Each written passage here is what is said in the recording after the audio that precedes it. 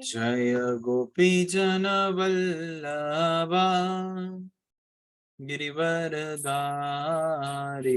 जय गोपी जन वल्लभा गिरिवरधारी।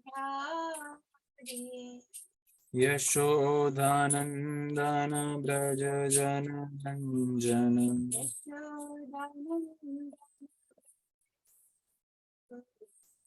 यमुना तीरावनचारी।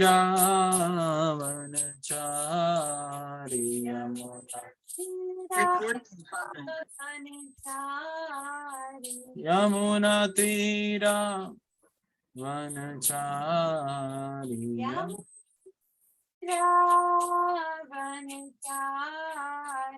जय राधा माधव कुंज विहारी।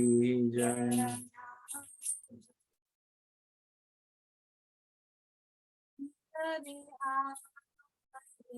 हरे कृष्ण कृष्ण कृष्ण हरे हरे, हरे राम राम राम हरे हरे, हरे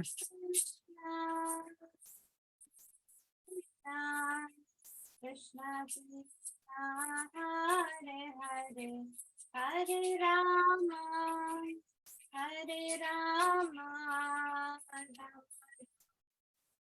हरे हरे, हरे कृष्ण कृष्ण कृष्ण हरे हरे, हरे राम राम राम हरे हरे, हरे श्री कृष्ण कृष्ण कृष्ण हरे हरे, हरे राम राम राम हरे हरे, हरे कृष्ण कृष्ण कृष्ण हरे हरे, हरे राम राम राम हरे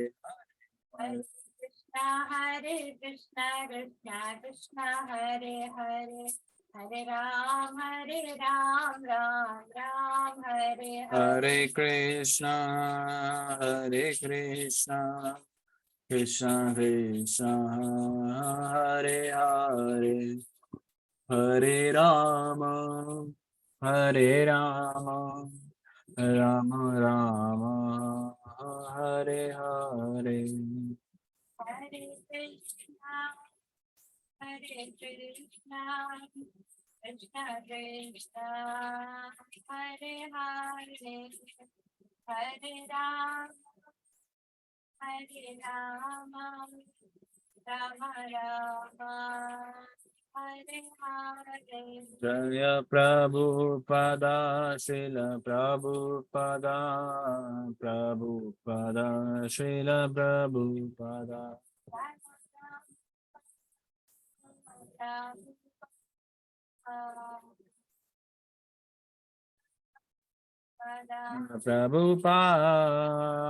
प्रभुपाद गुरुदेव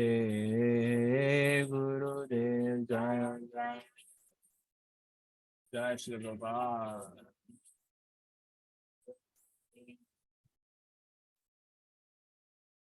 श्रील प्रभुपाद की जय, हरिनाम संकीर्तन यज्ञ की जय। हरे कृष्णा, आप सब भक्तजन का आज के श्रीमद् भागवतम सत्र में स्वागत। श्रीमद् भागवत तीसरा स्कंद अध्याय 29 श्लोक संख्या 31 तक हम पढ़ चुके हैं। आज हम 32, 33 और 34 तीन श्लोक आज पढ़ने का प्रयास करेंगे। तो प्रयास करने से पहले हम मंगलाचरण करेंगे हर रोज की तरह। तो आप सब डिवोटी से भी अनुरोध है कि मंगलाचरण के लिए कुछ अनम्यूट करें और एक साथ हम एक बार मंगलाचरण पढ़ने का प्रयास करें।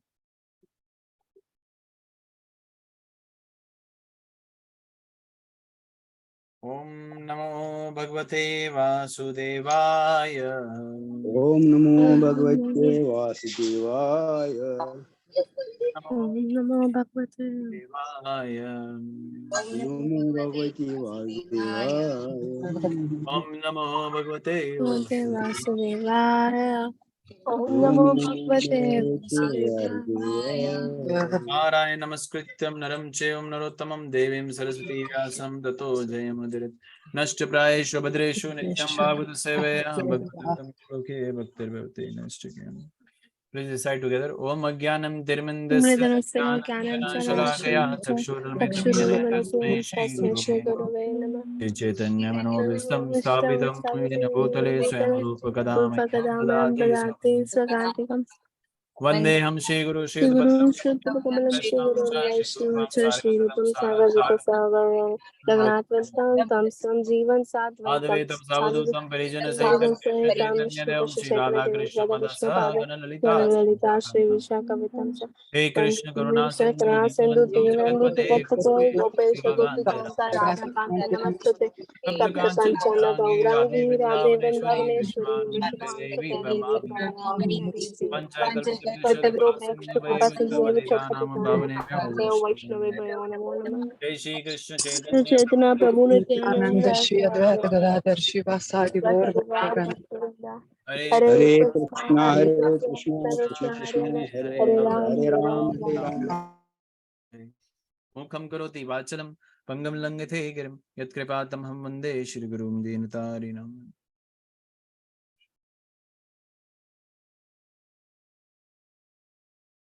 हरे Krishna to all of you once again. Srimad Bhagavatam का 30 स्कंद अध्याय 29 श्लोक संख्या 32 आप सबकी स्क्रीन पे विजिबल होगा। तो आज का सेशन थोड़ा शॉर्ट रखेंगे, मेरा थोड़ा हेल्थ इज नॉट गुड, तो श्लोक संख्या 32 आप सबकी स्क्रीन पे होगा। तो आप सब जानते हैं कि आप सब मेरे पीछे दोहराने का प्रयास करेंगे, मेरा भी एक छोटा सा प्रयास है। पहले शब्दार्थ एक बार ही पढ़ेंगे हम, उसके बाद पूरा श्लोक। अर्थ ज्ञानत, प्लीज अनम्यूट। अर्थ ज्ञात अर्थ ज्ञात संशय संशय चेत चेत तथा श्रेयन कर्मा कृत मुक्त संगा मुक्त तथा प्रियन अदोग्ध धर्मम आत्मना अर्थ ज्ञात संशय चेत अर्थ ज्ञात संशय चेत तथा श्रेयन स्वकर्म कृत तथा श्रेयः कर्म कृत मुक्त संग ततो भूयन मुक्त संगो ततो भूयन् अदोग्ध धर्मम आत्मना। Translation papered by His Divine Grace A.C. Bhaktivedanta Nandi Goswami Jagadguru Srila Prabhupada ki जय। Thank you. अनुवाद। वेदों का तात्पर्य समझने वाले ब्राह्मणों की अपेक्षा वह मनुष्य श्रेष्ठ हैं जो सारे संशयों का निवारण कर दे, और उससे भी श्रेष्ठ वह हैं जो ब्राह्मण नियमों का दृढ़ता पूर्वक पालन करता है। उससे भी श्रेष्ठ है समस्त भौतिक कर्म से मुक्त व्यक्ति। इससे भी श्रेष्ठ हैं वह शुद्ध भक्त हैं जो निष्काम भाव से भक्ति करते हैं।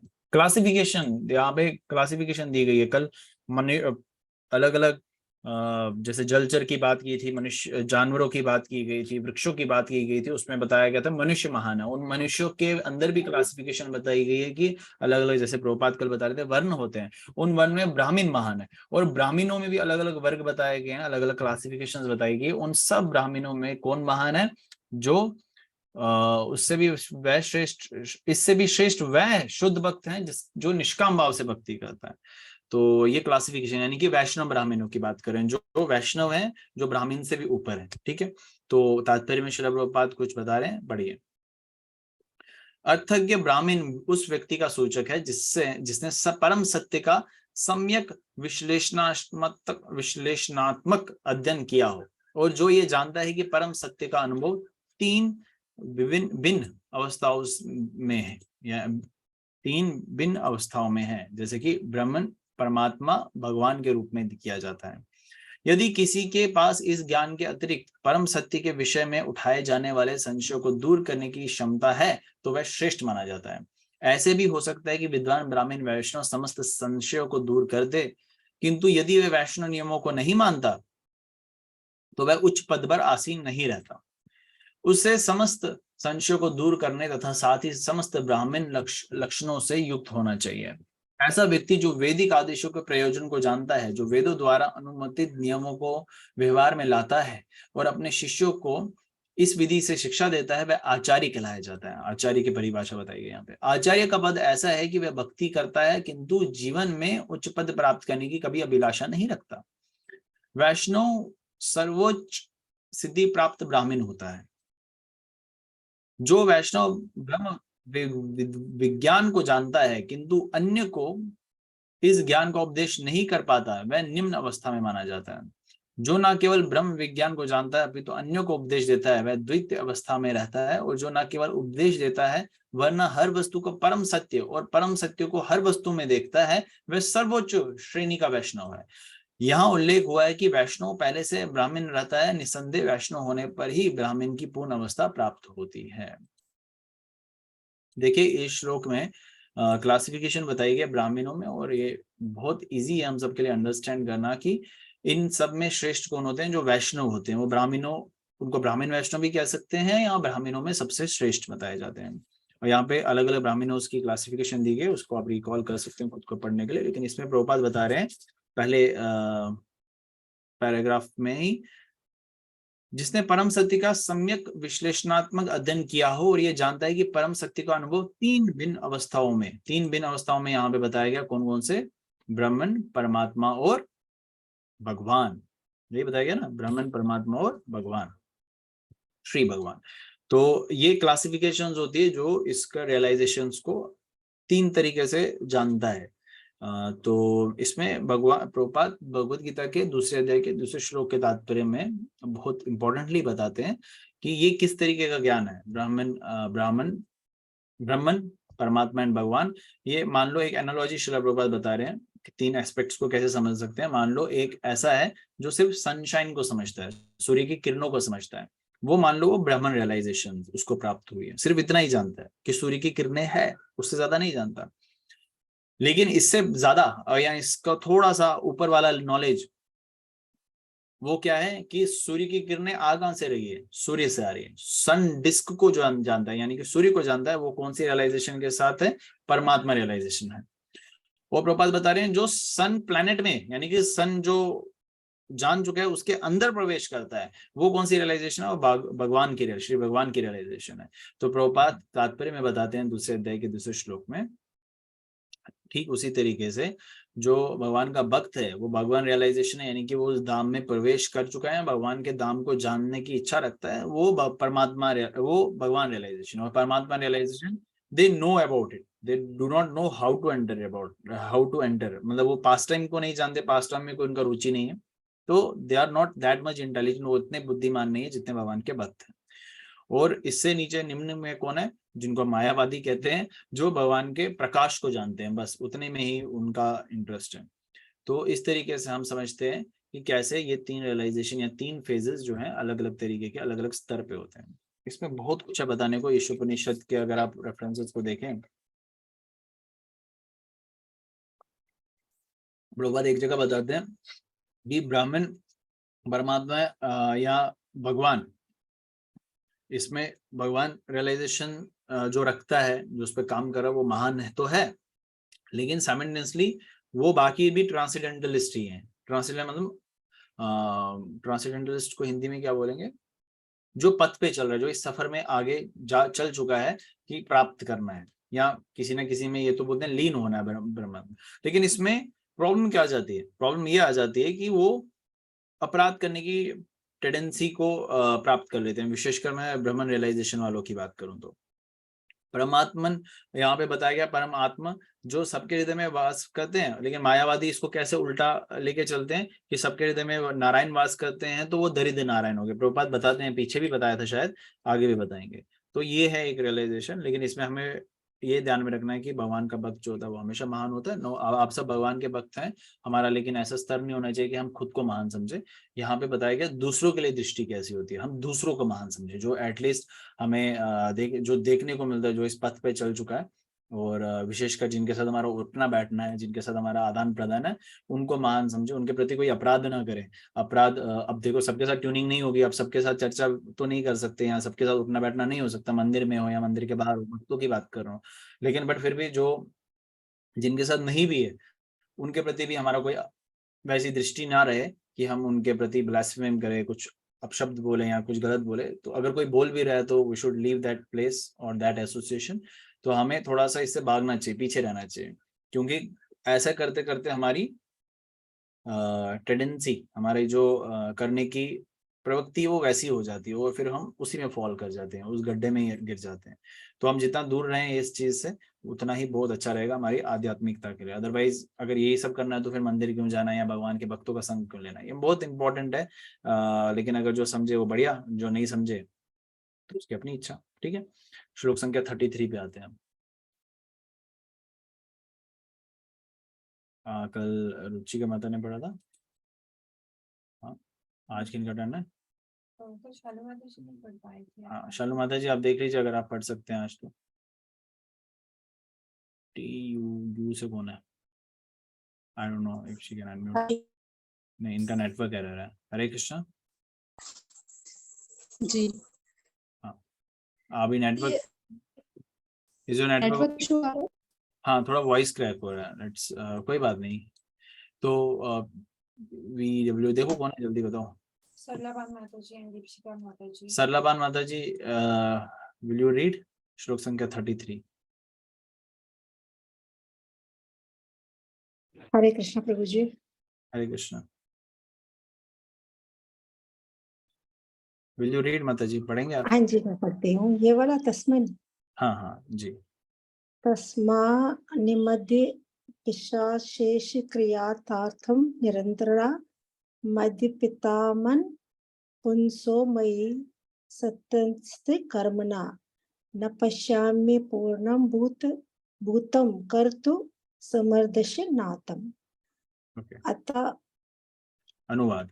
अनुवाद एक मिनट। मुझे उस व्यक्ति से बड़ा कोई नहीं दिखता जो मेरे अतिरिक्त कोई अन्य रुचि नहीं रखता, जो अनवरत मुझे ही अपने समस्त कर्म तथा अपना सारा जीवन सब कुछ अर्पित करता है। अनुवाद तात्पर्य। इस श्लोक में समदर्शात का अर्थ है कि उसका कोई पृथक स्वार्थ नहीं होता। भक्त तथा भगवान के स्वार्थ एक से है।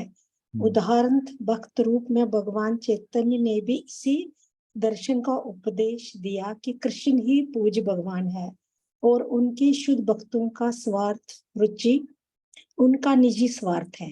कभी कभी मायावादी चिंतन अपने अल्प ज्ञान के कारण सम दृष्टांत शब्द की परिभाषा इस प्रकार करते हैं कि भक्त को भगवान तथा आपको एक करके देखना चाहिए। यदि कोई अपने को भगवान मान ले तो फिर उसकी सेवा करने का प्रश्न नहीं उठता। जब सेवा है तो स्वामी से भी होना चाहिए। सेवा के लिए 3 बातें होनी चाहिए: स्वामी, सेवक तथा सेवा। यहाँ ये स्पष्ट कहा गया है कि जिससे भगवान को संतुष्ट करने के लिए अपना जीवन, अपने कर्म, मन तथा आत्मा सब कुछ अर्पित कर दिए हो, उससे महान पुरुष समझना चाहिए। अकृत शब्द का अर्थ है किसी प्रकार के स्वाभाविक भाव के बिना। हर व्यक्ति अपने कर्मों का स्वामी कर्ता बनना चाहता है जिससे वो फल भोग सके, किंतु भक्त को ऐसी इच्छा नहीं रहती। वो कर्म करता है क्योंकि भगवान उसे विशेष प्रकार से कर्म करना चाहता है जिसका कोई निजी मंतव्य नहीं रहता। जब भगवान चैतन्य भक्ति का उपदेश देते हैं तो उसका मतलब ये नहीं है कि लोग उन्हें भगवान कृष्ण माने। अब तो उन्हें उपदेश दिया कि कृष्ण ही पूर्ण पुरुषोत्तम भगवान है और उसकी इसी रूप में पूजा होनी चाहिए। जो भक्त भगवान का अत्यंत विश्वास पात्र सेवक होता है वो अपने लिए कुछ भी नहीं चाहता, भगवान की तुष्टि के लिए ही सब कुछ करता है। अतः ये स्पष्ट कहा गया है कि मई संत कर्मन भक्ति कर्म करता है किंतु भगवान के लिए करता है। ये भी कहा गया है कि मध्य पितार्थ मनन, वो मुझे अपना मन अर्पित करता है। ये सब भक्त के गुण है और इस प्रकार श्लोक के अनुसार मनुष्यों में सर्वोपरि माना जाता है। थैंक यू माता जी, thank you so much. This is very important verse for today. तो इसमें विशेषकर मुझे पता नहीं आपने क्या रियलाइजेशन लेके जा रहे हो, लेकिन जो मैं समझा हूँ प्रभुपाद के इस तात्पर्य से, या पहले भगवान के अनुवाद से हम समझे तो भगवान क्या बोल रहे हैं। अतः मुझे उस व्यक्ति से बड़ा कोई नहीं दिखता जो मेरे अतिरिक्त अन्य कोई रुचि नहीं रखता। मतलब उसकी ओर सिर्फ डिवोटी की, भगवान के भक्त की सिर्फ एक ही रुचि रहती है, वो क्या रखता है, सिर्फ भगवान के बारे में चिंतन करता रहता है। जो अन्य अनवरत मुझे ही अपने समस्त कर्म तथा अपना सारा जीवन सब कुछ अर्पित करता है। Did we do that? मतलब हम क्या, हमारा वो कंडीशन है, हमने सब कुछ तेरा तुझको लागे क्या लागे मेरा, ऐसा बोलते हैं ना भजन में, लेकिन करते हैं सच में? अच्छा, सुनने में बड़ा अच्छा लगता है, तेरा तुझको लागे क्या लागे मेरा, लेकिन ऐसा नहीं होता है। दे दो जरा, हम हमारे पास जो है देंगे कृष्ण को? नहीं देंगे। और हम बोले दे, नहीं देंगे, बिल्कुल नहीं देने वाले, बिकॉज हम वो सिर्फ बोलते हैं, करते नहीं है। प्रभुपाद वही तात्पर्य में समझा रहे हैं। भगवान और भगवान का भक्त असल में यहाँ पे बताया गया वो अलग ही नहीं है, उन दोनों का विजन भी एक है। कृष्ण जो सोचते हैं भगवान का भक्त भी वही सोचता है और वही कृष्ण के लिए करता है। यहाँ पे बताया ना, कहीं प्रभुपाद का बता रहे हैं उदाहरण, ठीक है। इस श्लोक में सम दर्शनार्थ का अर्थ है कि उसका कोई पृथक स्वार्थ नहीं होता, ठीक है, उसका और कोई स्वार्थ नहीं है, वो सिर्फ और सिर्फ अपने भगवान, अपने आराध्य श्री कृष्ण की चिंतन सेवा करने के लिए लगा होता है। अब वो क्या करता है, वो अपने उस परंपरा में वो सेवा करता है। बिकॉज अगर हम कृष्ण की सेवा करना चाहते हैं तो कृष्ण की सेवा हम डायरेक्टली नहीं करते हैं, हम राधा रानी के बाद उनके सखियों के बाद जो आगे हमारे जो परंपरा चलती आ रही है उनके द्वारा वो सेवा प्राप्त करते हैं। जैसे हम रूप अनुगास कहलाए जाते हैं। श्री रूप गोस्वामी के उस परंपरा में अगर हम आ रहे हैं तो यानी कहीं ना कहीं हम श्री रूप गोस्वामी को असिस्ट कर रहे हैं थ्रू श्रीला प्रभुपाद और थ्रू आवर स्पिरिचुअल मास्टर। और रूप गोस्वामी आगे जो है वो मंजरी हैं, वो आगे सेवा करते हैं। तो इस तरीके से बताया गया इसमें। लेकिन विशेषकर क्या देखने को मिला आपको इसमें, बहुत इंपॉर्टेंट ये देखने को मिला सेवा। तो ये एक चीज बहुत इंपॉर्टेंट है। सेकंड पैराग्राफ पे आ जाइए, हम सबके लिए इंपॉर्टेंट है। प्रभुपाद बता रहे हैं when one think himself in one with supreme personality of Godhead there is no question of serving him. When one thinks himself one with the supreme, there is no question of serving him. When there is service, there must be a master. तो बोल रहे हैं वो अपने बारे में कभी नहीं सोचते, वो सिर्फ when there is a service, there must be a master. और वो कैसे बोलते हैं, 3 things must be present for there to be service. और सेवा के लिए वो 3 चीजें ध्यान रखता है, मास्टर यानी कि भगवान, सर्वेंट यानी कि मैं सर्वेंट हूँ, एंड अब मेरा काम क्या है, सेवा and the service. Master, servant and the service, यही 3 चीजें याद रखनी है और कुछ ज्यादा रखना ही नहीं हमें। हमारा जीवन, हमारा उद्देश्य, हमारा अस्तित्व इसीलिए है। हम कितनी बारी पढ़ चुके हैं और आप सब भी याद रखे होंगे, जीवन स्वरूप है कृष्ण नित्य दास। इस बात का विश्वास करना और कुछ नहीं करना है कि हमारा नित्य दास हमारी असल में पहचान है, उसको वापस हमें डेमोन्स्ट्रेट करना है। अभी मंदिर क्यों है या अन्य सेवाएं क्यों है, क्योंकि अगर हम उसका आचरण अपने जीवन में लाएंगे तो हमें वो सेवा प्राप्त होगी। और अगर हम वो सेवा में अच्छे मार्क्स लाएंगे, वो ट्रेनिंग है, अच्छे मार्क्स लाएंगे तो हमें दाम प्राप्त होगा, दाम में हमें सेवा प्राप्त होगी। तो अगर हम सेवा ही नहीं करेंगे तो don't think by chanting Hare Krishna you will get Krishna. No, you will not get Krishna. By chanting Hare Krishna you will get Krishna service, and through that you will get Krishna. नाम से अभी तक कोई ऐसा नहीं हो कि सिर्फ नाम जप रहा हो और सेवा करने की इच्छा ना हो। नाम जप भी एक सेवा ही है बाय द वे। लेकिन जो हमारी ये परंपरा है प्रभुपाद की, क्या प्रभुपाद में कभी, मतलब प्रभुपाद अगर चाहते तो प्रभुपाद वृंदावन में भी रह के ये सब कर सकते थे जो उन्होंने किया, हरि नाम जप, कीर्तन, पुस्तकों का अध्ययन, प्रचार कार्य। लेकिन उन्होंने क्या किया, उन्होंने अपने गुरु के आदेश का पालन करके ये दिखाया कि नहीं, चाहे आप वृद्ध ही क्यों ना हो जाओ, आपको सेवा करना पड़ेगा, वृद्ध ही क्यों ना हो जाओ। अभी तो हम वृद्ध नहीं है शरीर से ना, नहीं है ना, मोस्ट ऑफ अस नहीं है। हम उठ सकते हैं, खा सकते हैं, पी सकते हैं, इतना कुछ क्रियाएं कर सकते हैं, लेकिन कृष्ण की सेवा करने के लिए हमें आलस्य क्यों आता है? कृष्ण की सेवा करने के लिए हमारे बहाने क्यों आ जाते हैं, एक्सक्यूज, आज मैं ये नहीं कर सकता, मेरा पति नहीं मान रहा, मेरी माँ बीमार है, मेरा ये हो गया, मेरे बच्चे हैं, मेरा ये, मतलब there are lot of excuses to do Krishna service practically, but we don't have excuses for attending marriages, for attending functions, office वगैरह। ये direct approach है। Maybe it sounds ये बहुत बार हो चुका है प्रभु जी, चलो आगे बढ़ते हैं। बट यही है कंक्लूजन, तो यही है, मैं कैसे आगे बढ़ूंगा जब भगवान खुद प्रभुपाद खुद तात्पर्य में यही चीज बता रहे हैं। We should not skip it. आप ये चीज के एक चीज बांध के ले जाओ आज, कि जब तक आप सेवा नहीं करेंगे तब तक आप कृष्ण को प्राप्त नहीं कर सकते। 16 माला जप कर रहे हैं, वो आप भगवान से, विशेषकर गोपियों से, 108 गोपियों से आप बोलते हैं कि भगवान की सेवा दो, सेवा दो, सेवा दो। अब मैं बोलता हूँ, आप मैं इतना समझ सकते हैं, प्रभुपाद भी इस चीज को अंडरस्टैंड कर लेंगे कि आप सातों के सातों दिन 24 घंटा मंदिर में नहीं रह सकते, लेकिन एटलीस्ट, विशेषकर एटलीस्ट एक दिन हफ्ते का तो दे सकते हो। पूरा दिन, मैं बोल रहा हूँ पूरा दिन नहीं तो आधा दिन नहीं तो एटलीस्ट 4-5 घंटे से शुरुआत कर लीजिए।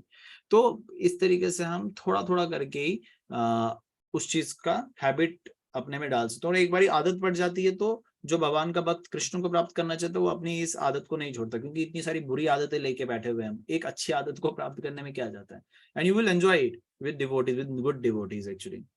So you should come for the Krishna service. उसकी कंसिस्टेंसी, मतलब वो लगातार होना चाहिए।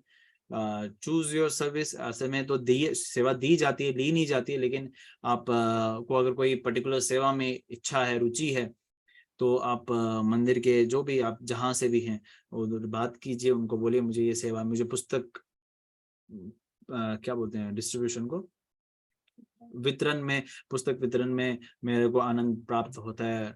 भगवान के लिए भोग लगाना है, वेजिटेबल कटिंग है, गार्लैंड मेकिंग है, इतनी सारी सेवाएं होती है मंदिर में भी, तो आप वहां कर लीजिए। यहाँ पे वही बताया जा रहा है, आगे देखें लास्ट पैराग्राफ पे। इसलिए भगवान, ये मत समझिए कि भगवान का भक्त जो होता है कर्म नहीं करता, वो क्रियाएं करता है। और एक आम आदमी या जो भी भौतिक संसार में फंसे हुए हम सभी हैं, वैसे जो अभक्त हैं या जो नॉर्मल इंसान है, उससे कहीं ज्यादा करता है, लेकिन वो करता है सिर्फ कृष्ण के लिए, वो करता है क्रिया कृष्ण के लिए। अभी जैसे एक भगवान का भक्त क्या होगा, वो एक 10 to 6 उसको ऑफिस हो गया, 7 होगा, बट उससे पहले या उसके बाद वो थोड़ा पूजा करने वाला भी होगा। हिंदुस्तान में तो चलो, हमारे भारत भूमि में ये कल्चर है कि 15-20 मिनट मोस्ट ऑफ अस दे ही देते हैं किसी ना किसी तरीके से भगवान को। चलो मैं मानता हूँ वो करता भी होगा, आधा घंटा सुबह, आधा घंटा शाम को, है ना। लेकिन भगवान का भक्त ही ट्राई टू डू एट कि मैं मैक्सिमम करूं। वो 2 घंटा एक जप को रखेगा, 1 घंटा शास्त्रों का अध्ययन को रखेगा। असल में हमें ऐसे ही डिवाइड करना चाहिए, as maximum as we can. एक टाइम टेबल पूरा प्रॉपरली बना के उसको अपने जीवन में धारण करके थोड़ा थोड़ा करके आगे बढ़ना चाहिए। और कोई पर्सनल मोटिव नहीं होना चाहिए। बहुत बड़ा वर्ड है, पर्सनल मोटिव नहीं होना चाहिए, लेकिन हमारे इतने पर्सनल मोटिव्स है, पर्सनल ही मोटिव्स है और कुछ नहीं है, वो नहीं होना चाहिए। क्योंकि जो हम निजी मंतव्य रखते हैं, इच्छाएं रखते हैं, वो फेल हो जाएंगी समय के साथ साथ, वो टेम्पररी है। और आपको वो मिल गया, आपका पर्सनल मोटिव है कुछ भी करना, गाड़ी लेना, बंगला बनाना, शादी करना, बच्चे पैदा करना, लेकिन कभी ना कभी वो हाथ से छूट जाएंगे। मतलब बच्चे, अभी माँ बाप बन जाओगे, कल को बच्चे वही आपको बाहर निकाल देंगे, फिर क्या करोगे।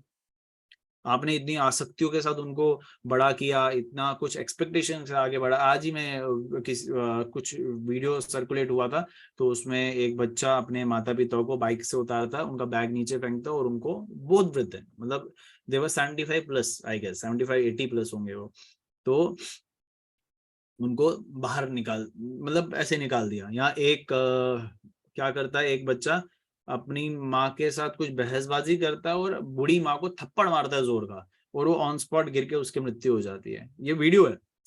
और ये बता, मतलब मैं ऐसे ऐसा देख के मेरे को कुछ ज्यादा वो नहीं हुआ, कि फील नहीं हुआ। मैं क्योंकि फील हुआ, क्योंकि मुझे पता है कलयुग में ऐसे ही होने वाला है। तो इसलिए हम सबको अपने आप को सतर्क करना और दूसरों को भी सतर्क करना। Don't have that much expectation. Prabhupada भी 70 वर्ष की आयु में प्रचार कार्य किया पूरे विश्व भर में। तो वो 70 वर्ष की आयु में अगर आपको घर से निकाल रहा है, कहीं ना कहीं पे आप भी उसके भागी रहोगे। आपके कर्म बंधन है, आपने उसको कुछ सिखाया नहीं है, हो सकता है सिखाया भी हो, लेकिन आपके कर्म बंधनों ने आपको बांध दिया। सो डोंट गेट पजल्ड और bewildered by these views, visions. देखने में तो अच्छा नहीं लगता है बिल्कुल किसी को भी, लेकिन संस्कार, ये जो भी कल्चर है, ये हमें दूसरों को इम्पार्ट करना है। लेकिन वो तभी कर सकते हैं जब हमारा खुद का आचरण सही होगा। तो अभी देखिए, अभी कुछ दिल्ली में एक मर्डर केस आया था, जिसमें एक लड़की, क्या नाम था उसका, साक्षी और समथिंग लाइक दैट, साक्षी, हाँ साक्षी का मर्डर केस हुआ। तो कैसे उसका जो पता नहीं बॉयफ्रेंड ही होगा, एक्स बॉयफ्रेंड, जो भी है भी वhatever, तो उस खंजर लेके उसको मारा, उसके सर में खंजर को डाल रहा है और फिर निकाल रहा है, फिर ऐसे मतलब 15-16 बार उसको किया। इतना फ्रस्ट्रेशन, मर चुकी है, वीडियो है वो सब सोशल मीडिया पे, जो फिर मर चुकी है, मर गई, ऑलमोस्ट नाले में गिरी हुई है, नाले में। तो एक बहुत बड़ा पत्थर का स्लैब लेके उसके ऊपर मारता है, फिर उठाता है, फिर मारता है, फिर उठाता है, फिर मारता है। मतलब इतना फ्रस्ट्रेशन है उसका। फ्रस्ट्रेशन क्यों है? क्योंकि उसकी एक्सपेक्टेशंस है। उसका एक्सपेक्टेशन होगा मैं इससे शादी करूंगा, ये सुंदर स्त्री है, मेरे को मिल जाएगी, फिर मैं बच्चे पैदा करूंगा। अब उस लड़की ने क्या किया मैं तो कुछ कह नहीं सकता, लेकिन मे बी जो सिचुएशन होते रहते हैं, शायद उसको कोई दूसरे पसंद आ गया हो। आई कैन नॉट से हुआ या नहीं हुआ, लेकिन उसकी इच्छा है। अब जब उसने चूज तुझे किया, उसको उसकी इच्छा है, वो तीसरे को भी चूज कर ले, तू कैसे रोक सकता है उसको? मतलब the point is like that only, you need to understand. वो इतना फ्रस्ट्रेट क्यों हो रहा है? क्योंकि उसने उसके पास एक वही था जिससे वो सब कुछ एक्सपेक्ट कर रहा था। इतना फ्रस्ट्रेशन। तो हम सबका भी फ्रस्ट्रेशन वैसे नहीं चला जाना चाहिए। तो हम सबका फ्रस्ट्रेशन वैसा तो नहीं है, लेकिन कहीं ना कहीं पे हम अपनी आसक्तियां लगाए हुए हैं। अभी भी सतर्क हो जाओ, जहां जहां अपनी आसक्तियां लगाई हुई, जहां जहां से आप कुछ होप्स रखे हुए हैं ना, उन सबको अभी वापस ले जाओ। कृष्ण से अपनी होप रखो, because he is the only one who is going to give you everything. जो आपसे लेगा भी तो भी आपकी भलाई के लिए लेगा, अगर आपको कुछ देगा भी तो भी आपकी भलाई के लिए देगा।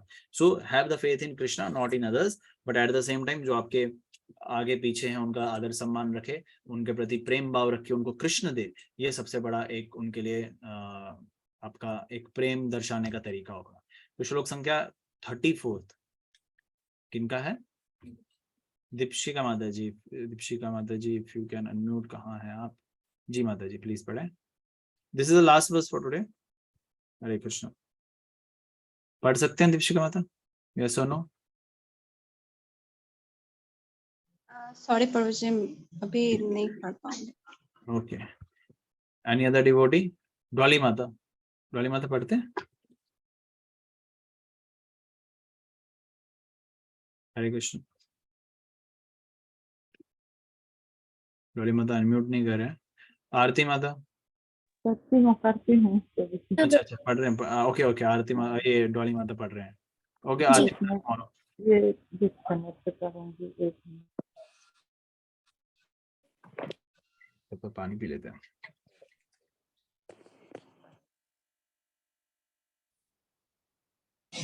हरे कृष्णा। मनसा एतानि भूतानि प्रणमेत बहुमानयन् ईश्वरो जीव कल्या विप्रविष्टो भगवान इति। ऐसा पूर्ण भक्त प्रत्येक जीव को प्रणाम करता है, क्योंकि उसका दृढ़ विश्वास होता है कि पूर्ण पुरुषोत्तम भगवान प्रत्येक जीव के शरीर के भीतर परमात्मा या नियामक के रूप में प्रविष्ट रहते हैं। तात्पर्य, जिसका कि जैसा कि पूर्व में कहा गया है, पूर्ण भक्त भूल कर भी कभी ये नहीं सोचता कि चूंकि प्रत्येक जीव के शरीर के भीतर परमात्मा रूप में पूर्ण पुरुषोत्तम भगवान प्रविष्ट है, अतः प्रत्येक जीव पूर्ण पुरुषोत्तम भगवान बन गया है। ये मूर्खता है। मान लो कि कोई व्यक्ति कमरे में प्रविष्ट हुआ है, इसका अर्थ ये नहीं होता कि वो कक्ष वो व्यक्ति बन गया है। इसी प्रकार परमेश्वर समस्त 84 लाख योनियों के शरीर में प्रविष्ट हुए हैं, किंतु इसका अर्थ ये नहीं होता कि इनमें से प्रत्येक शरीर भगवान हो गया है। किंतु चूंकि परमेश्वर उपस्थित है, अतः शुद्ध भक्त प्रत्येक शरीर को श्री भगवान का मंदिर मान लेता है, और चूंकि भक्त ऐसे प्रत्येक मंदिर को पूर्ण चेतना में रहकर प्रणाम करता है, अतः वो प्रत्येक जीव को श्री भगवान के परिप्रेक्ष्य में प्रणाम करता है। मायावादी चिंतकों का ये सोचना अनुचित है कि निर्धन व्यक्ति दरिद्र के शरीर में प्रविष्ट रहने के कारण श्री भगवान दरिद्र नारायण हो गए हैं। ये नास्तिकों तथा अभक्तों के निंदनीय वक्तव्य है। हरे कृष्णा। देखिए सिंपल है ये समझना, कोई डिफिकल्ट पार्ट नहीं है ये। पता नहीं क्यों लोगों को समझ में नहीं आता, और विशेषकर जैसे मायावादियों को समझ में नहीं आता कि अगर भगवान सबके हृदय में वास कर दिए हैं, वो तो हम समझते हैं, इसका मतलब ये नहीं कि वो भगवान बन गए हैं। तो बहुत डिफरेंस है यहाँ पे। प्रभुपाद एक एग्जाम्पल भी दे रहे हैं, अगर कोई किसी कमरे में घुस जाता है तो ये ऐसा नहीं होता है कि वो कमरा वो व्यक्ति बन गया है या वो व्यक्ति वो कमरा बन गया है। तो उसका अपना अस्तित्व, उसका अपना अस्तित्व है। ये स्वीकारते हैं कि भगवान सबके हृदय में वास करते हैं, परमात्मा स्वरूप, और उस परमात्मा स्वरूप की वजह से वो जो है दूसरी तरफ वाला पूजनीय हो जाता है, इसलिए उसको नमन करते हैं। नमन मतलब नमस्कार करते हैं, प्रणाम अर्पित करते हैं, हरे कृष्णा करते हैं, जय श्री राम करते हैं, अलग अलग तरीके से झुकते हैं उसके सामने। और झुकना हमेशा अच्छी पहचान होती है। ऐसे कई जगहों पे, कई मजहबों में ये बताया जाता है किसी के सामने मत झुको, उस को छोड़ के बाकी सब क्या है, काफिर है। तो नहीं है, ऐसा नहीं है। हमारे सनातन धर्म में ऐसा नहीं बताया कि कोई कोई काफिर है, कोई नहीं, सब पूजनीय है। चाहे वो हिंदू हो, मुस्लिम हो, सिख हो, ईसाई हो, सब पूजनीय है। नमन करो अपने आप को। वो इसलिए नमन नहीं कि आपने उस आत्मा को, आपने उसके आत्मा के साथ जो परमात्मा है उसको भी नमन होना। वो अंश है आत्मा उस परमात्मा का, आपका भाई है, बंधु है, आत्मा है, आप भी आत्मा है, तो इसलिए उसको प्रणाम करना है। वो मंदिर, उसके शरीर को मंदिर समझ के, वो क्या आचरण कर रहा है उस पे मत जाइए, डोंट से कि वो क्या, लेकिन उसको नमन करना है, ऐसा बताया गया। ऐसा, और नमन करने के लिए you don't have to superficially do it, show off नहीं करना है। जैसे हमारे आजकल समाज में, हमारे इस्कॉन में हम क्या करते हैं, फोन पे हरे कृष्णा प्रभु जी दंडवत प्रणाम, हरे कृष्णा माता जी दंडवत प्रणाम, और सामने सामने तो हरे कृष्णा प्रभु जी दंडवत प्रणाम। ठीक है, बोला हरे कृष्णा को तो दंडवत प्रणाम करने के लिए नहीं झुका जाता तो मत करो। This is, keep it very simple. दंडवत प्रणाम वर्बली नहीं होता है, दंडवत प्रणाम फिजिकली होता है। तो ये छोटी छोटी चीजें हमें खुद से सीखनी है कि ये शो ऑफ नहीं होना चाहिए, सच में हृदय से आना चाहिए। अभी मान लीजिए कोई महाराज आ रहे हैं, कोई वैष्णव पूजनीय संत आ रहे हैं, तो उनको क्या बोलेंगे, हरे कृष्णा महाराज दंडवत प्रणाम। कितना ऑकवर्ड लगेगा ये सब करके।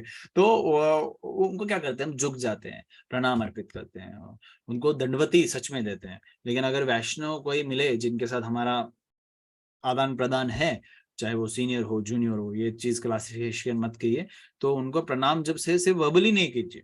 ये छोटी छोटी एटिकेट्स हैं, उनको वर्बली मत कीजिए। उनको अगर आप दंडवत प्रणाम नहीं करना चाहते कोई बात नहीं, हरे कृष्णा करेंगे, वो भी फिर प्रणाम ही, वो भी प्रणाम ही माना जाता है। लेकिन अगर सच में दंडवत प्रणाम करते हैं तो झुकिए।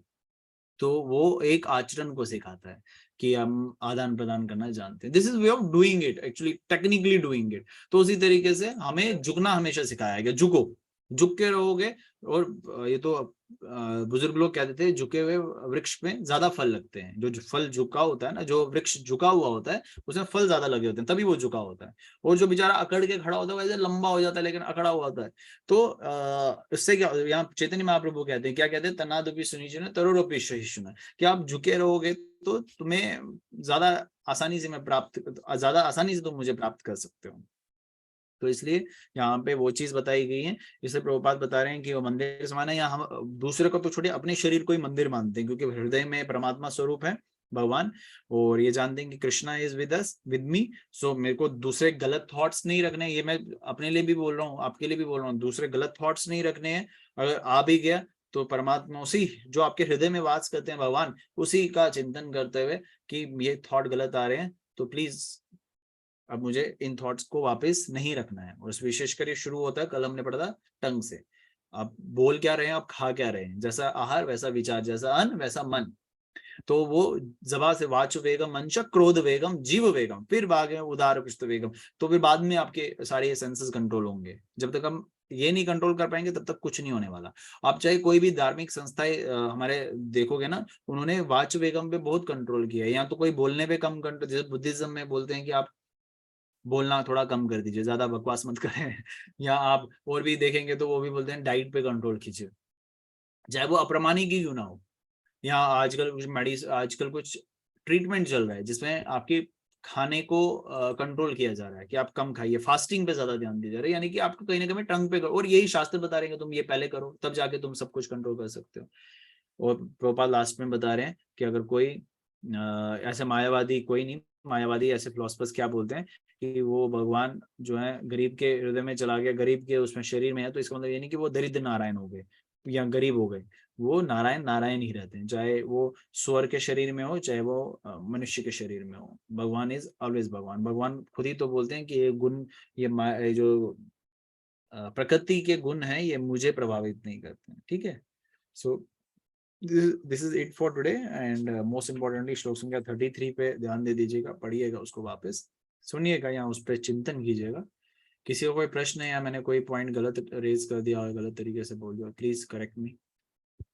अनम्यूट कर सकते हैं आप। सर मंगला का प्रश्न है, टंग को कंट्रोल करते तो, लेकिन कभी कभी ऐसा, कभी क्या मतलब होता है कि बोलते तो नहीं है लेकिन माइंड में बहुत कुछ चल रहा था, ऑफ कोर्स बैड थॉट्स तो फिर लेकिन जुबान पे नहीं तो माइंड के लिए एक तरीका यही बताते हैं वैष्णवाचार्य के, उस समय चिंतन करे कृष्णा का, जो चिल्ला चिल्ला के गुरुदेव भी बताते, हम मतलब बोल रहे हैं जोर जोर से चैंट करो, चैंट हरे कृष्णा, चैंट वो कीर्तन, मतलब अब आप वो हर समय नहीं कर सकते आई गेस, क्योंकि सिचुएशन में if you are in the office and you are having, तो उस समय कुछ करो, लाइक कुछ भी कर सकते हो, जोर जोर से हरि नाम ले लो, अंदर ही अंदर हरि नाम ले लो, चिंतन करो, शास्त्रों का अध्ययन करो, यही चीजें तरीके किए जा सकते हैं, क्योंकि मन को कंट्रोल करने के यही तरीके हैं कि मन को कहीं और लगा दो, एंड इट इज ये एक दिन में नहीं होने वाला, ये प्रैक्टिस है, प्रैक्टिस से ही ये सारी चीजें होगी, हम सबको प्रैक्टिस ही करना, और हम सब प्रैक्टिस ही तो कर रहे हैं, और क्या कर रहे हैं, practising devotee we are not devotee, we are practising devotee. Prabhupada बता स्ट्रगलिंग एंड प्रैक्टिसिंग, तो शिला प्रभात बताते हैं ना, एक बार कोई बोल रहे थे कि भगवान के भक्त, उन्होंने प्रभात ने बोला कौन है भगवान का भक्त, यानी को तुम्हें क्या लगता, तुम भगवान के भक्त हो, कंठी लगा के, तिलक लगा के, धोती लगा के, या माता की साड़ी लगा के भगवान के भक्त बन गए, मंदिर में चले गई, सेवा मिल गई, और इतना अहंकार की तुम्हें सेवा मिल गई, तो तुम्हें कीर्तन आ गया, तुम पुस्तक वितरण कर रहे हो, तुम भगवान के भक्त हो, मत कहो अपने आपको भगवान के भक्त, जब तक कोई भगवान का भक्त अपने आप को भगवान का भक्त कह रहा हो, भगवान का भक्त ही नहीं है, वो बोलता है कि मैं तो हूं ही नहीं, मैं तो घिरा हुआ हूँ, भक्ति विनोद ठाकुर महाराज जी बोलते हैं, अब हमारा, अब देखो भक्ति विनोद ठाकुर महाराज से बढ़कर है हम जो भी सुन रहे हैं अभी, नहीं है, तो वो अपने आप को भगवान का भक्त नहीं कह रहे हैं, तो हम कैसे कहें कि हम भगवान के भक्त बनने का प्रयास कर रहे हैं, और प्रयास जारी रहेगा, कोई सेवा प्राप्त मिलती है या कहीं पे मान सम्मान मिलता है, वो तो अरे मैं तो इसके लायक ही नहीं, भगवान ने पता नहीं क्यों दे दिया, ये सब गुरु की कृपा से, मतलब हमेशा अपने आप को डाउन रखे, सिर्फ वर्बली नहीं होना चाहिए, वो प्रैक्टिकली होना चाहिए, अंदर से ज्यादा होना चाहिए, वो वर्बली तो सुपरफिशियल लगता है, ऐसे वो नोटंकी लगती है, लेकिन वर्बली सिर्फ नहीं होना चाहिए, it should be real, in real time, दूसरे को लगे या नहीं लगे, आपको दूसरों को क्या करना हो, चाहे वो मंदिर में बाकी भक्तों को लगे या ना लगे, आपको खुद को और कृष्णा को ये रियलाइज करवाना है कि I am trying to improve myself, that is most important, अपने आप को हमेशा सुधारात्मक प्रगति पे लेके चलो, थोड़ा थोड़ा करके ही लेके चल रहे हो तो वो भी लेके चलो, बिकॉज ये भक्ति बहुत रेयर है, बहुत रेयर है, ये इतनी आसानी से सबको कहाँ मिलती है, आप सब देखें ना, प्रैक्टिकल एग्जांपल देखिए, कहीं मिल रही है कि किसी को मिल रही है, किसी के पास होगा, किसी के परिवार में ही भक्त बैठा होगा, जब कर होगा, लेकिन उसका परिवार का सदस्य नहीं करेगा, वो मानेगा ही नहीं इस चीज को, बोलेगा पता नहीं क्या कर रहे हैं, पागल हैं ये लोग, तो अगर हमें मिली हुई है इसको छोड़िए मत। आज भक्ति सिद्धांत सरस्वती ठाकुर महाराज जी का आपने भेजा था ना मुझे, भक्ति सिद्धांत सरस्वती ठाकुर महाराज क्या बता रहे हैं, आपने ग्रुप से ही भेजा था, ग्रुप पे नहीं, do not give up devotional service even if there are innumerable dangers, countless insults and endless harassment, bhakti मतलब हिंदी में बोलूं, भक्ति मय जो सफर है और सेवा, इसको मत छोड़िए, चाहे इसमें कितने ही खतरे क्यों ना आ जाए, कितनी ही निंदा क्यों ना हो, और कितनी हैरेसमेंट समझते हो ना, कितना ही हो जाए, तो हमारे जीवन में ऐसा सफर आ सकता है भक्ति में, जीवन में भी, कि आपको इंसल्ट होगी, आपको निंदा करे, भक्त भी कर सकते हैं, ऐसा नहीं है, भक्त भी कर सकते हैं, तो आपको इफेक्ट नहीं होना है, कृष्ण को प्रभुपाद के गुरु भाइयों ने उनका साथ दिया था क्या उस समय, वो एक सिखा रहे हैं अपने आचरण से प्रभुपाद, तो हमें सीखना है उस आचरण से, ठीक है, आचार्य शब्द पढ़ा ना हमने, आचार्य मतलब अपने आचरण से सिखाता है।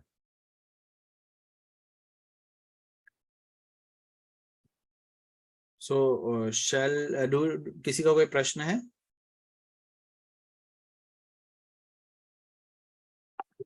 No other questions? Okay, so ठीक है, फिर आज के सेशन को यहाँ एंड देते हैं। काजल माता विदाउट ऑडियो कैसे सुन रही है?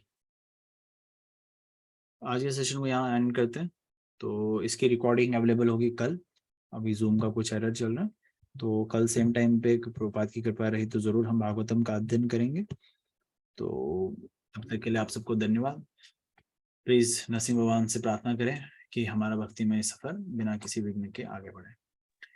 उग्रं वीरं महाविष्णु ज्वलंतं सर्वतोमुखं नरसिंहं विष्णुं भद्रं सिंधे भगवान की जय। भागवतम महापुराण की जय। गुरु श्रील प्रभुपाद की जय। हरे कृष्णा।